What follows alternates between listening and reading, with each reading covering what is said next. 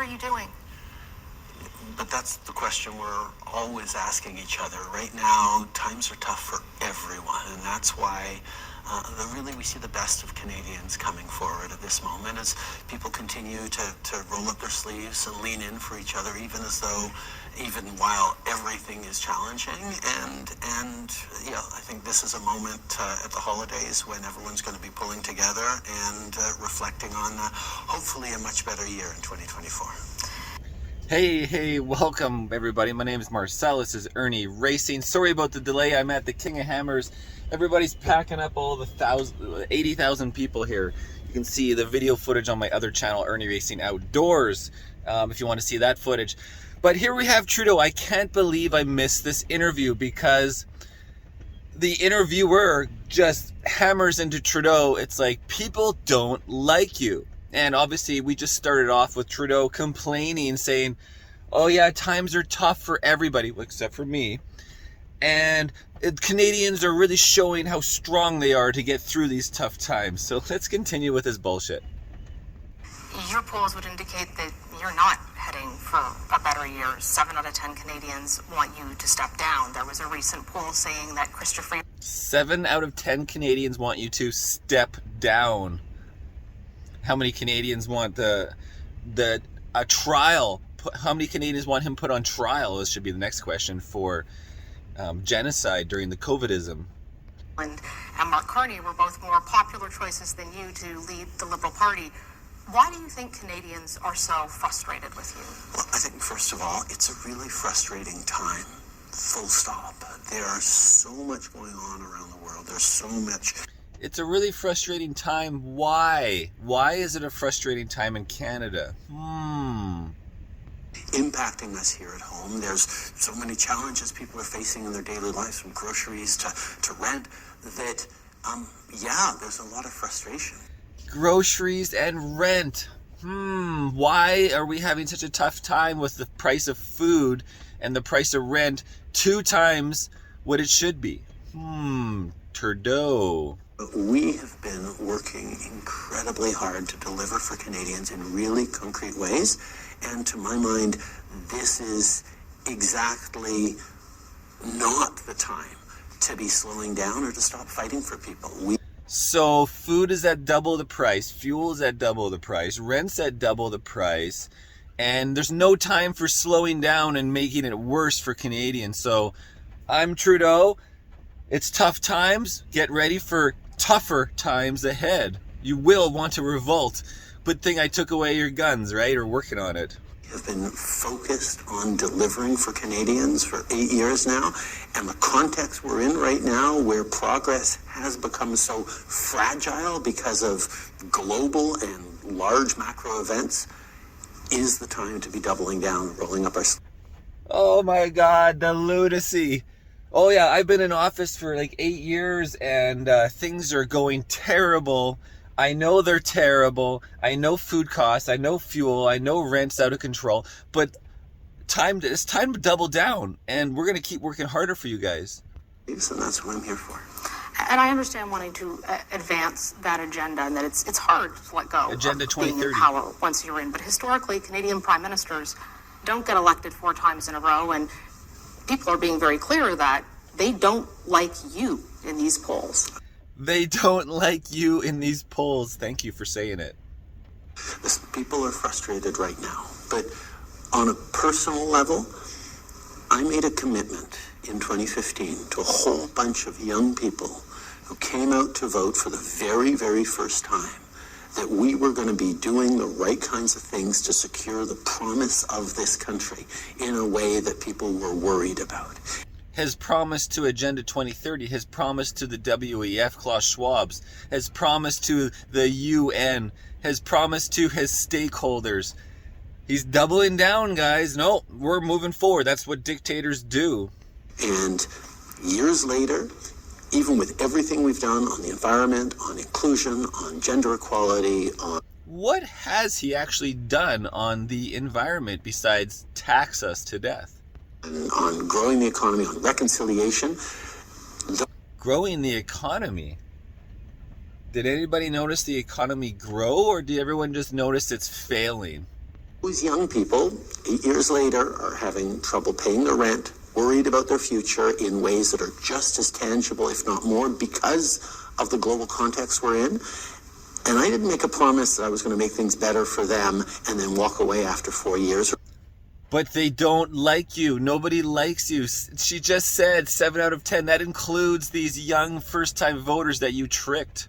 Even after 8 years, I said I'd be there to fight for them every single day. Even That's if they what I'm don't want doing you now. Listen, there'll be an election eventually in which people will get to make. Eventually, there will be an election eventually. Well, God, it's so crazy. It's so crazy.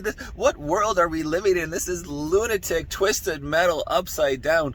There isn't an election because you and your NDP WAF collaborates have prevented us from having an election. Like, it's... there will be... Don't worry, there will be an election. 2 more years.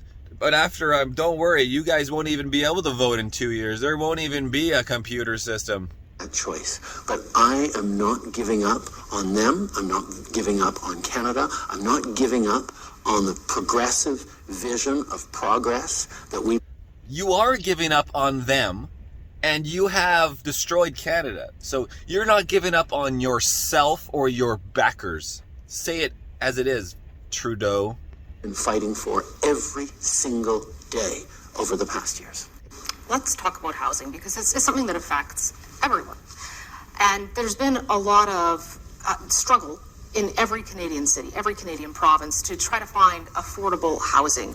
One of the issues which your government has recognized is that there's more people than there is housing necessary.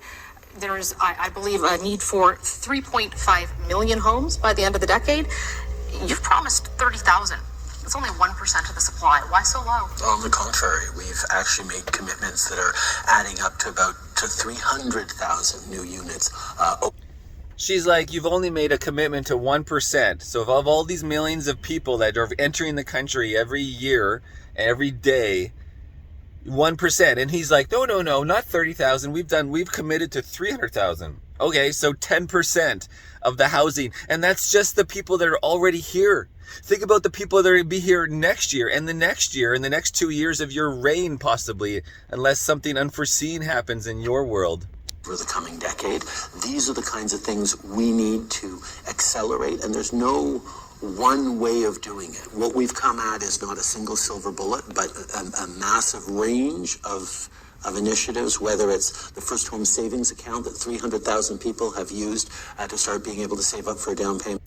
300,000 people opened a savings account that's going to be tax-free. They opened a savings account. Nobody has any money in these accounts. I don't even know what to comment anymore, guys. Whether it's the Rapid Housing Initiative that has quickly got things up and running across the country, whether it's the Housing Accelerator that is securing deals with cities that are transforming their zoning. The Housing Accelerator, it only took since 2015 to turn the turbo boost up. Transforming densification, so they're building more places near public transit to create more livable cities and communities, and those things are starting to land, and they will just accelerate over the coming years. On housing, one of the big issues has been whether there is enough for those who are being welcomed into Canada. In the most recent survey we saw, more people came into Canada in the last quarter than since 1957. And yet your government is also acknowledging that there's not enough housing. Do you think that you bear some responsibility for the housing crisis based on your policies? Oh, we absolutely have to be part of solving for this, but let's be clear about the numbers we're seeing. Only about a quarter of those numbers are the federal permanent resident immigration numbers. 3/4 of those numbers are actually in 3 categories: asylum seekers who are arriving regularly, international students, where there's been an amazing spike in that, concerning spike in that, and temporary foreign workers as well that are... Are you hearing this bullshit?